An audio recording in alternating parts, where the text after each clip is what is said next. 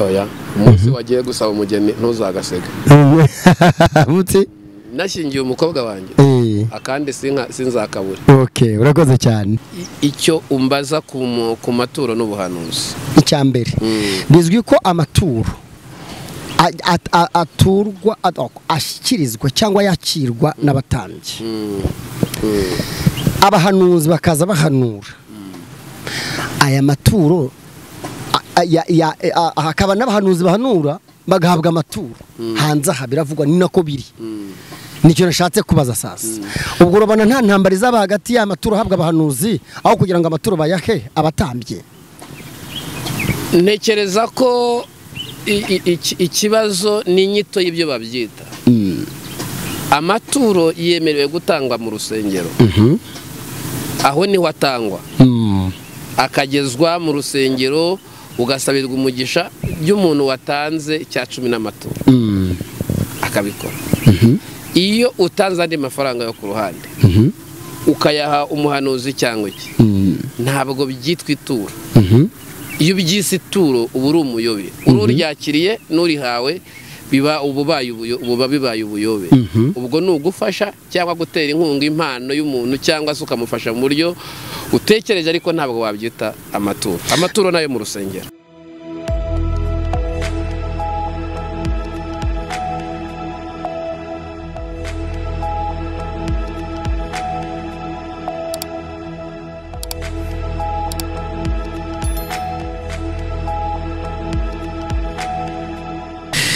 Tubahaye ikaze mwebwe mwese mukomeje kugenda mbana natwe kuri The Light TV. Ngendi Clement Bagemahe ndabakunda turabishimira cyane mutwereka byinshi mutwereka ko turi kumwe rwose kandi turabemera.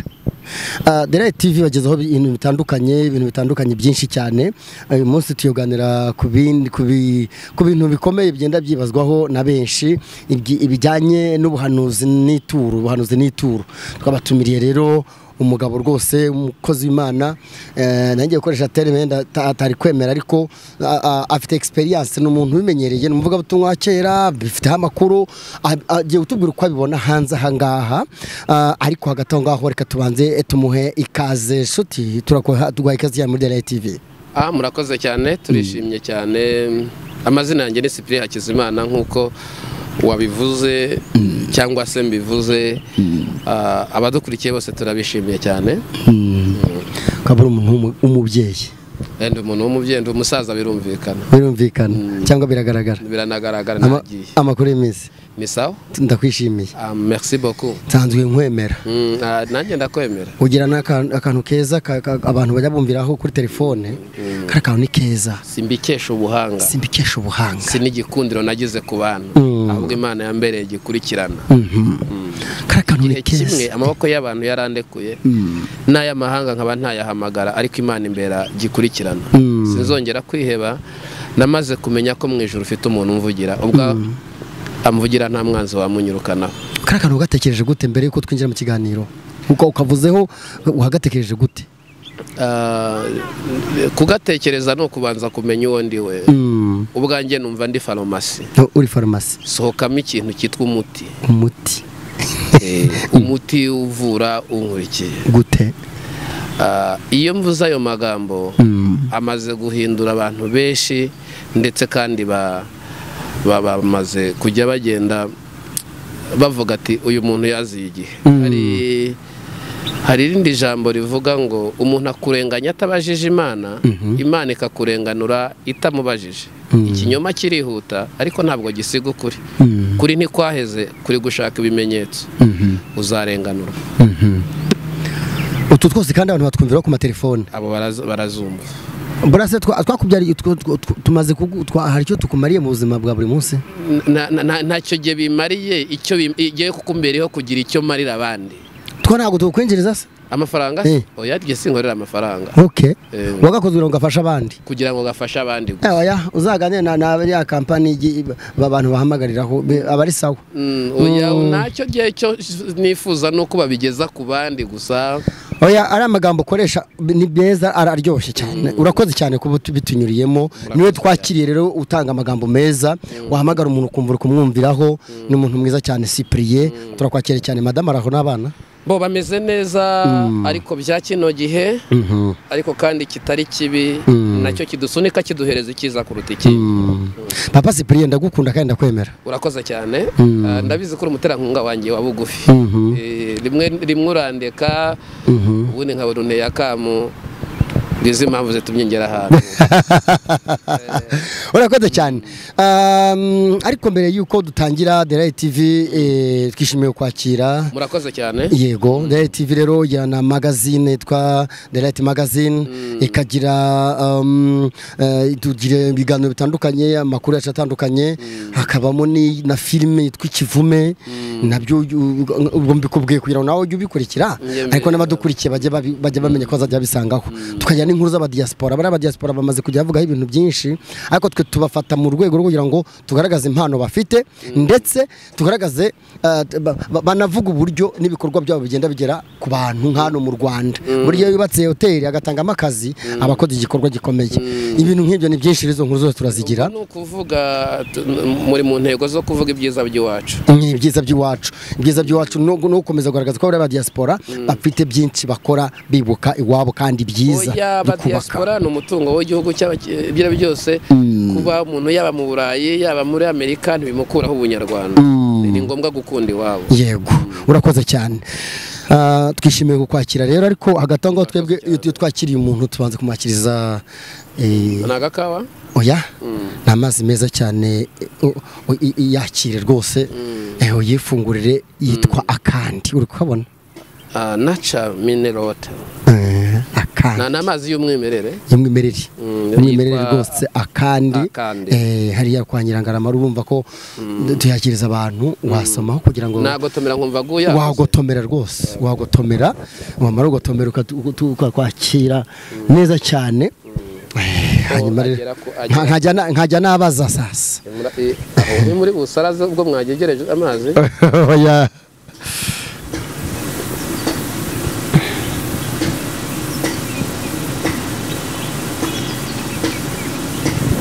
Aya mazi ashobora kuba afite umwihariko. Yekerekeza hano turebe kuntu yanditseho papa. Afite umwihariko kabisa, n'amazi meza. Mujye muyaha mukerarugendo. Nta musiti yacu yabaha. Ziko yajyana gusaba bakaguha umugeni. Urakoze cyane. Araryoshye cyane. Urakoze rwose, urakoze cyane. Muhabwe umugisha. Yego. Kandi murushaho kwaguka. Murakoze cyane kutwakira. Murakoze. Aha, kuri wowe twakwakiriye muri The Light TV, kandi urakoze cyane kuba utwemereye ko tuganira nawe n'agaciro wahaye ubutumire bwacu. Hanze harigenda havuga ibintu byinshi bijyanye n'ubuhanuzi n'amaturo. Kuri wowe ubuhanuzi bujyamo n'amaturo ubivuga wiki? Ibyo ni ibintu bivindimwe kandi byuzuzanya. Ntabwo wavuga ubuhanuzi ntiwavuga Bibiliya ngo utakazemo amaturo. Ntiwavuga n'ibintu bimwe, ahubwo icyo twebwe tureba n'uburyo abantu bashobora kubyaka, ariko bikaba binyuranyije na Bibiliya. Bibiliya hari ibyo itegeka bigomba gukorwa mu iryo hame. Ubwo sindumva neza icyo umbaza ku maturo n'ubuhanuzi. Icyambere bizwi ko amaturo aturwa ashyikirizwa cyangwa yakirwa n'abatambyi. Abahanuzi bakaza bahanura aya maturo, hakaba n'abahanuzi bahanura bagahabwa amaturo. Hanze aha biravugwa ni nako biri. Nicyo nashatse kubaza sasa.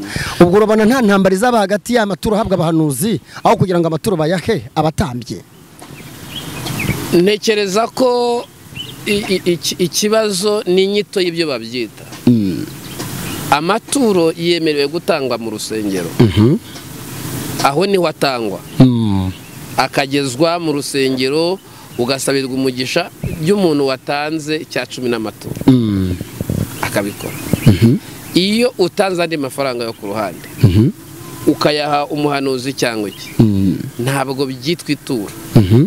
Iyo byise ituro uba uri umuyobe, ururyakiriye n'urihawe ububa bibaye ubuyobe.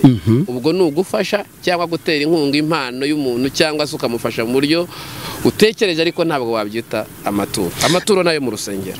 Hanyuma abahanuzi babigize business, ntabwo navuga amazina ariko turabazi ku rwego rw'uko guhanura kwe. Hano nije twituri ntabwo ndi buhavuge, ariko yenda hari abantu bamwaje ubona batambuka abandi bagenda bigasa nkaho bahasengera.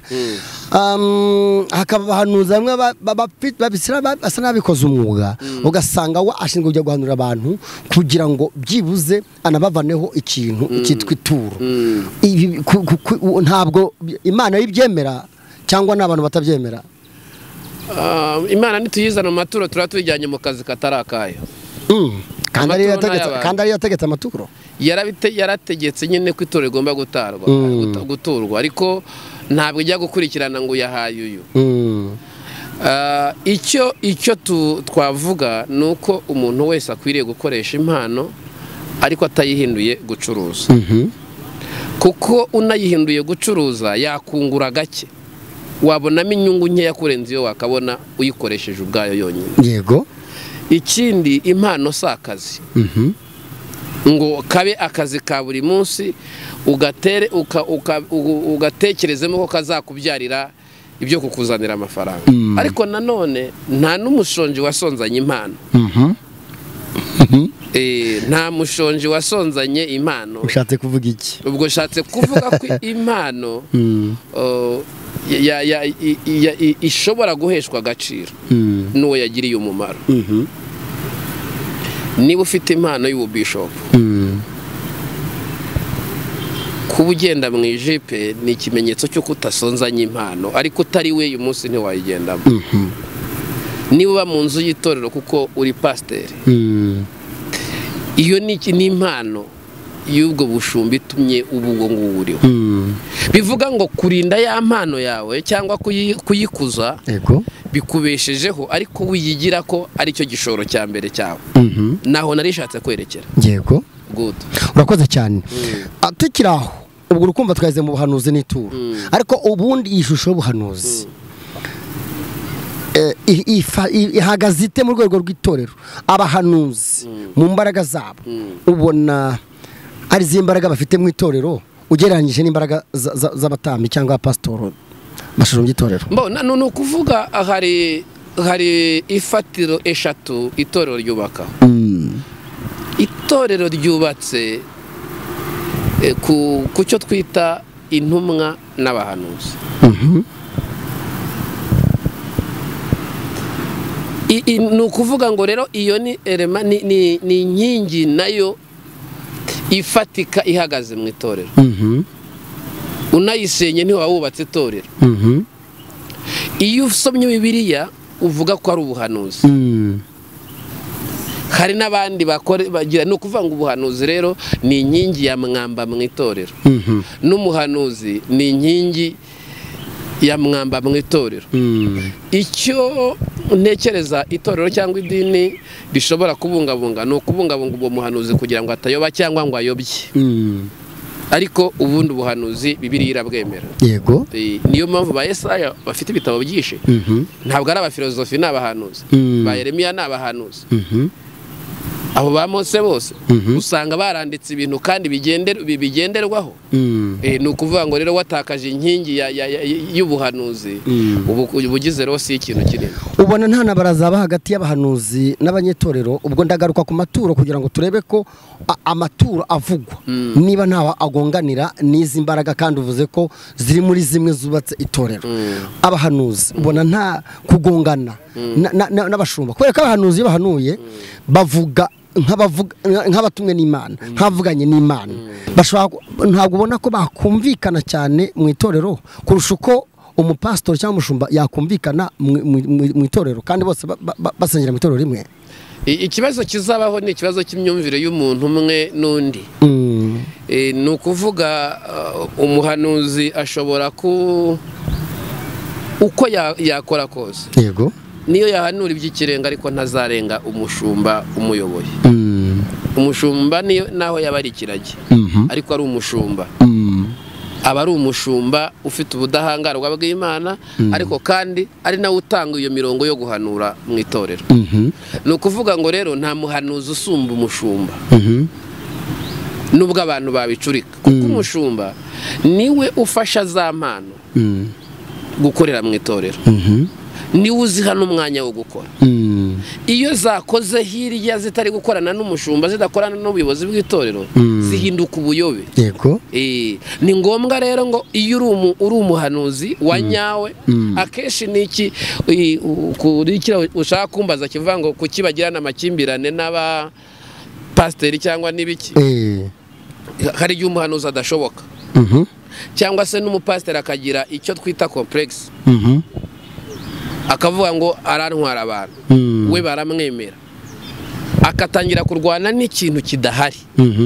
Ariko ubundi niba hari ikintu kiryoshye ni ukuzuzanya impano ya gishumba n'ubuhanuzi, kuko baruzuzanya. Ni nko kuvuga no muri politike, nubwo wenda batabigira, ariko hari abo bita abanararibonye, nibo bahanuzi babo. Abafite inararibonye ni abahanuzi babo. Kuvuga rero umuhanuzi na politike nayo ntimutakaza, abo nibo bafite imboni y'ejo. Umushumba arashumbye, arabwirije, cyangwa pastor arashumbye arabwirije, yemwe nabo bavuga ngo ba mwarimu, bavugaho ngo ni ba mwarimu. Ariko mu kubwiriza kwabo ntibahanuye, ntabwo benshi babifata nk'ubuhanuzi, kandi yenda ari nabwo buhanuzi yenda bwunuzuye uko bakoresheje ijambo ry'Imana. Ubuhanuzi burya bubaho kiretse butatanzwe n'Imana. Urakoze cyane. Ariko no hari umuhanuzi akavuga indimi, yahanura ibintu, yagira amahirwe cyangwa ko kaba ari Imana yimutumye bigasohora. Iyo bisohoye hari aho twumva ko noneho babajyanira amaturo, aho kujyana mu rusengero bakajyanira wa wundi wahanuye. Ni ibintu ubona umuntu ujyanye ituro ko ari umuhanuzi kuko yahanuye, ntarijyane mu rusengero, bya bifite ishusho nziza kandi ituro rifite icyo rivugwaho na Bibiliya. Ntekereza ko ikiba cyabaye mu bantu n'uburyo basobanuriwe ibintu. Hariho uburyo ahantu Imana yagennye bayishimira ni mu rusengero. Iyo agukoreye igitangaza, shima Imana mu rusengero. Ibyo yakora byose, yaguhaye urubyaro, shima Imana mu rusengero. Yaguhaye promosiyo, shima Imana mu rusengero. Kuko biravuga ngo dushimire Imana turahera hayo. Ibyo ariko ntibikuyeho ko wasenganye n'umuntu babaye, ugize umugisha urashubijwe. Yego. Wibyita ituro. Ariko ukavuga uti niba uyu muntu yarasengeye nakama igihe cye, reka nzajye kumusura amenye ahantu. Kujya kwabamenya byari ngombwa na kera. Akaza kubera umutima wamukozeho, ariko ibyo ntibisimbuye amaturo yo gutanga mu rusengero. Ashobora kukuzanira icyo kurya, ashobora kukuzanira amazi, ashobora kukuzanira akaguha n'akandi nk'uko nanjye bakama. Ariko ntabwo bisimbuye gutanga amaturo. Muri make ntabwo byakabaye bizana intambara n'ubwumvikane buke. Ntabwo byakazanye intambara. Umutima wanyuzwe ushimira wawukoze akazi. Rega tujya tunavuga no kuri guca muziko, urashaka ko umuntu wakoze akazi yarakwiriye guhembwa. Niba umuntu yababaranye nawe mukazamukana umusozi, akifatanya nawe mu gahinda, ukagira ibihe byiza, ukwiriye kujya kumusura ukamushimira, ukavuga ati bya bindi twasengeye narashubijwe. Ariko ntibizakuraho kujya gushima Imana mu rusengero. None abangaba batanga amaturo bavuga ngo yagiye gusengera abandi bantu ku musozi, yagiye kubafatira ibihe, bakavuga ngo bakeneye amaturo kuko bahanuriyeyo. Muri make ntibabyemerewe kubivuga gutyo. Ntabwo bemerewe kuba babivuga batyo. Ni kandi ikindi bibishyiraho ikiguzi. Ntabwo guhanura ari ikiguzi. Imana nticuruzwa. Twayiherewe ubuntu tuyitangira ubundi. Icyakoze navuze ngo nta muntu usonzanya impano ya nyayoyo. Umuntu nasonza n'impano azaba atayihanuri itakoze neza, kuko Bibiliya iravuga ngo nguhaye itarano unyungure nayikungure. Warayibonye muri Matayo? Yego. Ava ko yabase igitano ikunguka. Ikintu cyakurushya ni kibi mu buzima no kubaho uri umuhanuzi ntiwungure Imana abantu ntibakizwe kubw'ubuhanuzi bwawe nawe bikarangira n'ubundi nawe uri umukene. Muri make abahanuzi ntibemerewe gufata amaturo, bafata icyo bitishimwe kubashimira. N'umuntu n'umutima unyuzwa ariko utawuciye inuza, kuko Imana ifite uko guhemba kandi guhembera no mu bantu. Impano si nta kindi kintu wemvestisa ku mpano ngo uvuga ati nanjye rero ni munyishyure ndashora,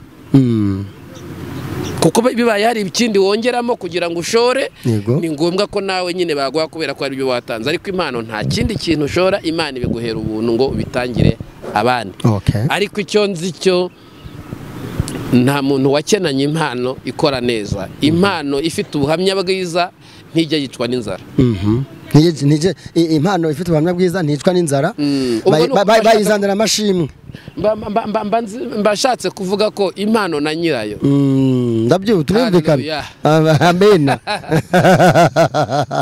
Nese impano ziba ku bantu bahanura gusa bavuga iby'Imana, cyangwa murashobora n'izindi impano zo kugira neza? Nyine ikintu bita impano, ahubwo ubundi twagombye kuvuga ngo impano y'umuntu ni iyihe. Hari ufite impano yo gusenga, akumva afite umutwaro wo gusengera abandi. Hari ufite impano yo gukora, ndetse akuva biramusunika gukora no gukorera neza abandi. Hakaba n'undi ufite impano yo kumva yaba marene w'umuntu, akavuga ati ndakubera marene mwana wanjye. Akaba yumva agahora ashakisha ahantu hari ipfubyi itagira nyina ngo ayibere nyina. Iyo ni impano y'umuntu.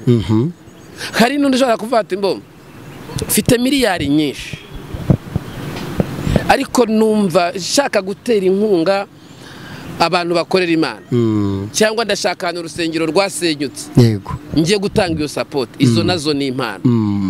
Ntabwo impano rero ari uguhanura. Impano ni igikorwa cyose ukora utikoreye, ukoreye abandi, kandi ukagikora usunitswe n'umutima wawe ubikwemeza. Ariko wajya kureba ugasanga si uruhare rwawe, ni uruhare rw'Imana rutuma ibyo bintu bikunda. Hagati se y'ituro rihabwa abashumba n'ituro rihabwa abahanuzi, nubwo uvuga ngo si amaturo ariko babyita ko ari ituro, barabiyobeje nyine barabiyobeje. Ubona ari amategeko, ituro ubundi ni itegeko. Uyu munsi niba hari umuntu ujya gutura agatura umushumba yarayobye. Batura iki? Batura Imana. Imana si rya amaturo, niyo ihabwa amaturo ikayarya mu ishusho y'Imana. Nutura utuye umushumba uzaba ubeshye. Tura Imana, Imana niyo izakugororera. Muri make amaturo bayatura Imana, amaturo ahabwa Imana, ahabwa umwami. Ariko ntabwo numva ukuntu Imana bayitura amaturo kandi Imana itagiye akoresha. Gute se? Ubundi ikintu bita ubwami bwose, ikintu cyubatse ubwami bwose bwubakwa n'amaturo. None se amaturo ubwami bw'Imana nabwo bwo Imana ikorera mu isi, kuko Imana ihafite biro, ikeneye ayo maturo kugira ngo ibyo bintu bikorwa byabyo bigende neza. Nta bwami budakenera amaturo. Nk'uko igihugu gikenera imisoro, niko n'Imana ikenera ko abantu batura kugira ngo umurimo wayo waguke. Umurimo wayo waguke. Izi sengero ubona zubakwa, ibi byuma tuvugiramo, abaririmbyi baririmba neza, ababaririmbyi baririmba neza, ibintu byose bikorwa no kuba abo bantu bamaze kumenya agaciro k'ubwami bakorera, ko bukeneye ibikoresho kugira ngo bugere kure. Abahanuzi n'amaturo twagiye tubivugaho, usanga barifashe ko bagomba kubikora umwuga bakajya babona amaturo, nubwo uvuga ko babiyobeje inyito atari iyo ngiyo. None ugasanga abahanuzi, umwe arahanurira ngaha, undi ahanurira hariya, ugasanga bo ubwabo batangiye guhangana kugira ngo bireherezeho ba bantu batanga amaturo, tuvuge bafite akantu n'iki. Ugasanga noneho batangiye kubihanganiramo, baragenda basenyana, basebyanya, banakubitana hasi kugira ngo umwe yemerwe na benshi, kugira ngo bamugezeho amaturo amuvane aho babandi bamuhaga amaturo. Ubivuga wiki ni cya gikuta cyo kutagira agakiza. Ese abahanuzi bahanura bo gute? Bizakubera imvune gukorera Imana itaragukoramo. Bizakubera imvune gukorera Imana itaragukoramo. Ni ukuvuga Imana yakabanje kugukoramo akazi ko kuguhinduramo ubumuntu muri wowe, ubundi ukajya kuyikorera. Abantu benshi bakorera Imana ariko itarabakoramo. Bivuga ngo rero niyo mpamvu uzumva umuntu habayemo amakimbirane, kuko barakora ariko ntibarakorwamo. Okay. Nizo mpamvu ziriho. Abo bantu bose ubona bavuga ko bakorera Imana, barayikorera, yewe n'imirimo bakora ikagaragara ariko itarabakoramo. Nizo ngaruka duhura nazo. Kuko iyo Imana yagukozemo, ntusengera umuntu kubw'ikiguzi, ntusengera umuntu kugira ngo aguhe ibi, yego, umusengera kugira ngo amenye Imana yagukozemo. Umukorera ugira ngo umuratire databuja. Ntabwo rero ubikora ukoze utyo. Ndatekereza kuri kunyumva mu magambo yasaga najimije ariko wabyumvise. Birumvikana cyane. Good. Ya, urakoze cyane. Dusatira umusozo. Izi ntambara ziba hagati y'Abahanuzi, donc abantu izo nyito z'amaturo. Amaturo gateza abantu intambara.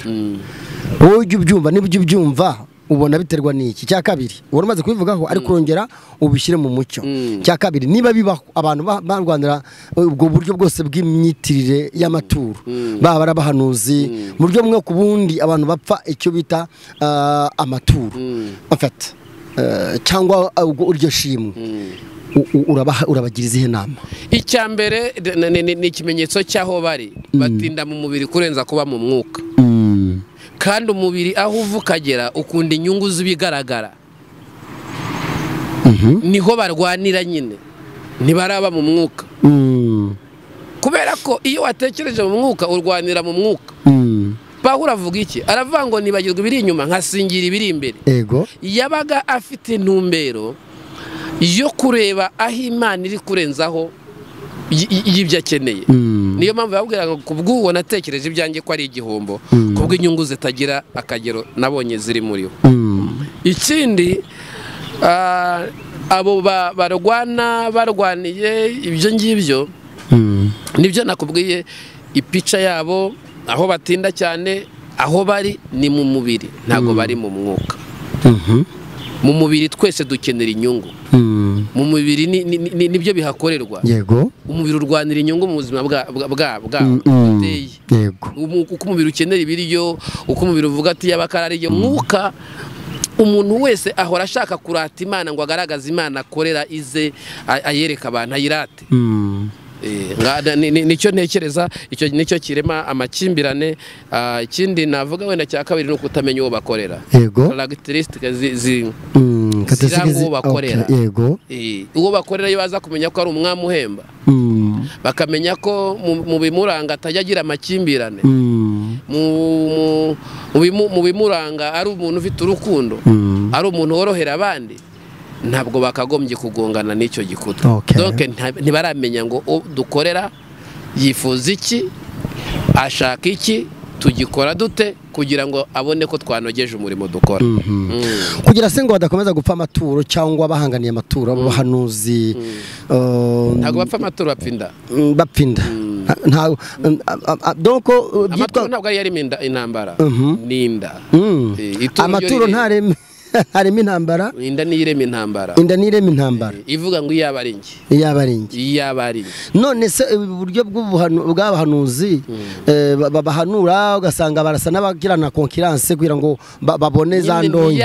Ivuga iyaba. Ubwo se ntibyaba akajagari? Nyine akajagari gafite abikora kari muri bo. Ni umuntu utaramenya kuvangura ibimurimo. Yego. Ngo amenye ibyo expose n'ibyo agira. Iyo umuntu atari yamenya kuvangura ibimurimo ahorana amakimbirane arwana n'ibitanahari. Urakoze cyane. Merci beaucoup. Ubwo izi ntambara bizarangira bimeze gute se hagati y'Abahanuzi baharanira amaturo? Basaba ituro, ariko basaba ituro ntabwo ari uko nta kindi babyita ituro. Ni ikibazo. Ngo abature ni ikibazo cy'urisaba n'uritanga. Iteka utari wamenya ibyo ugura, ugura uhenzwe. Ariko iyo uzi ibyo ugura ku giciro kiri ngombwa, kandi ukagura ibyo ukeneye. Nabona ari bwo buhanuza bukeneye kandi akaba akeneye kubugura, gutanga amafaranga sinabimubuza. Abaguzi icyo akeneye kandi akumva ataragifite, icyo gihe rero niba gishyira ku munzani akabona kirakwiriye, agerageza. Murase ubona badahanura bakoresheje iterabwoba kugira ngo ba muntu ateye ubwoba amugenera ikintu. Ikibazo ni cyo guhanurira, ashobora gutera ubwoba ariko aguha ubwoba afite. Nawe ukakira bukongera kubwo wari usanganwe. Ukagira ubwoba double. Ukagira ubwoba double. Rero waragiza ukabwishyura. Yego. Kuba bakubwiye kuzapfa ejo, waragize ukabitangira amaturo, nubwo wa wundi afite busanzwe ubwo wari ufite bibaye binini bwo gupfa ejo. Kandi iyo uri wa muntu ubasha kuba uzi ibyo ukeneye, wakagombye kuba uyu munsi urabwira ati nzapfa ejo, okay nzagenda. Kuko uko byagenda kose wayatanga utayatanga n'ubundi yudaye. Yambwiye ngo bari igukije impanuka, nabyo bakabitangira ituro, bumva ko iki ubyumva gute? Ariko ubwo numva ntari nkwiriye kuri uwo nguwo. na karihaye ukoza akazi ko kuyinkiza. Ninde? Ni Imana. Kandi wavuze ko Imana ikoresha abantu. Ikoresha abantu. Ariko nyine nibyo nakubwiye ngo igihe cyose uzatura utuye umuntu uzaba wibeshye. Okay. Ugomba gutura Imana mu ishusho y'umuntu basi. Mu ishusho y'umuntu ariko utuye Imana. Ariko bivuga ngo ndaguhaye kuko wamanuriye. Niba nguhaye kubera Imana. Singuhaye nkawe. Kuko ibyo wampaye ntabwo ari byo wihangiye. Ikindi navuze ko ibyo wakora byose bitabujije, bitagomba gukuraho gushima Imana mu rusengero. Nta kintu kiruta urusengero bibaho. Aya. Ntabwo okay. Twabaza byinshi ku bijyanye n'amaturo kuko intambara zirahari. Urasanga benshi bashaka, sinzi yerekwa bagize n'ishurirwa bagize abahanuzi bihererana abagore, bihererana abakobwa, bihererana abagabo, ariko tukumva ngo ikiciro cyinshi, ngo igisata cyinshi gitanga amafaranga cyangwa umutungo ni igisata cy'abamama n'abakobwa mu gutanga amaturo, haba ku bahanuzi ndetse no mu nsengero. Nuko aribo bagira ubwoba bwinshi. Ni byose nyine nabwo ngo wahanuriwe n'umuhanuzi w'ubwoba, agusangana ubwo wari ufite, ko kriziyo igusaba ko ngo gura itsinzi. Ntabwo itsinzi igurwa, itsinzi urayirema. Okay. Iremerwa muri wowe. Ndatekereza ko abantu bari kudukurikira bari kumva ibyo mvuga. Ni cyane narabyumva. Itsinzi urayirema. Niba kubwiye kuzapfa ejo, ukwiriye kwitegura ko wapfa, ariko ukwiye no kwirinda kuzatuma upfa ejo. Nibihe ndi bukore kugira ngo ntapfe ejo? Ndajya kwa muganga, ndakotorora amasaha yo gutaha, ndamenya ko dufitanye amakimbirane, ngira ibyo nkora hirya y'ejo marenge. Ariko niba naryo gare ryanjye nta n'ikiguzi natanga. Ndatwara imodoka ntari mu muvuduko urenze. Ndatwara imodoka ntanyweye, niba ndumwe inzoga. Niba hakubwiye ko hirya hari urupfu, icyo weho ni ingamba zishobora kuvuga ngo aha irembo ry'urupfu ryanyurahe. None ukagenda ufunga iyo miryango. Niba wanywaga inzoga ukazireka, niba watagabwije ukabireka, niba warwanaga ukabireka, ikintu cyose wabibye kikagira. Ibyo rero no kuvuga ngo itsinzi ntuyigura, ahubwo urayirema muri wowe ugatsinda. Turashoje, tanga inama kuri abahanuzi basaba amaturo, utanga inama kuri aba bahanurirwa nabo batanga amaturo. Igira inama ubaha. Inama naha umuhanuzi, namubwiye ngo inama naha umuhanuzi, nta muntu ukenana impano. Nta muntu ukenana impano. Okay. Iyi ifite ubuhamya bwiza. Okay. Kurinda impano yawe ugomba kuyirinda kugira uburyo igira ubuhamya bwiza. Ntabwo uzayisonzana impano yawe niba ifite ubuhamya bwiza. Ariko niba ufite ubuhamya bubi izakwicana n'inzara, irangiza ihinduka imitwe. Ube urahomba. Okay. Ikindi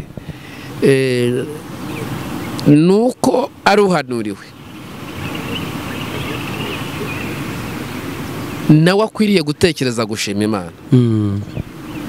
Agashima Imana mu rusengero rwayo, ariko bitarakuyeho ko agomba gushimira n'uwo wamusengeye. Ibyo nabyo rwose ni serivisi yamuhaye, kandi serivisi yatanzwe urayishimirwa. Ariko atanayigushimiye nk'umuhanuzi, nta rubanza wamubaraho. Yego. Yego. kuko nabo Yesu yakijije babandi 10 hagarutse umwe arashima. Yego. Ariko nabo ntibabazeho urubanza. Ni ukuvuga ngo rero ibintu byose bamagirane ku mpande zombi, ariko ibintu byo mu rusengero please mu byubahe mu bikore uko bigomba gukorwa. Kandi nimuba hafi y'Imana izabahishurira abantu bazima n'abanyamitwe. Yesu abahezagire. Urakoze cyane. Mugubwe neza aho muherereye. Bwana Cyprien tugushimiye cyane ku kwitabira ubutumire bwacu muri The Light TV. Merci, murakoze cyane. Yego. Wagize neza, dusuhurize umuryango. Ndabasuhuza. Kandi rwose tukugiriyeho umugisha. Abantu bashobora kugushaka bakakubona, ariko tuzi ko nawe ufite igitagazamakuru utangirijeho. Mbo umuntu nyine wifuza cyangwa ukunda kudusura aragenda akajya muri YouTube akandikamo Irembo Ryera. Yego. Uba wahageze rwose. Yego. Iyo ushyizeho TV ho uba neza winjiyemo, kandi ibintu dukora byose bizarangirira mu Irembo. Ibyo twakora byose rwa rumuri rwariki rwose ni mu Irembo, rukumurikira rukwinjiza mu Irembo. You welcome our gate. Arakoze cyane, turamushimiye, arakoze cyane umutumirwa wacu, yagize neza kwitabira ubutumire, namwe mukomeze mubane natwe, kandi turabakunda cyane. Ibihe byiza kuri mwebwe mwese. Uyu munsi rwose twamuberetse ari wenyine kugira ngo namwe mubone ko twanahinduranyije uburyo umwe ku bundi, kubera ko akenshi bakunda kubona nanjye nicaranye n'umutumirwa, ariko twashatse ngo ukameme uhari kongera usome ku kandi, usome ku kandi. Marina na Sarayera umaze gusarara karamirika. Yego di. Oya, umunsi wagiye gusaba umugeni ntuzagasega. Mutsi nashingiye umukobwa wanjye akandi sinzakabura. Okay, urakoze cyane. Tubashimire rero, wakoze nawe wakomeje kubana natwe, turagushimiye cyane, na cameraman wacu turamushimiye cyane. Yagize neza kubana natwe. Yo agubwe neza. Amen. Urakoze cyane. Ibihe byiza kuri mwebwe mwese. Amen.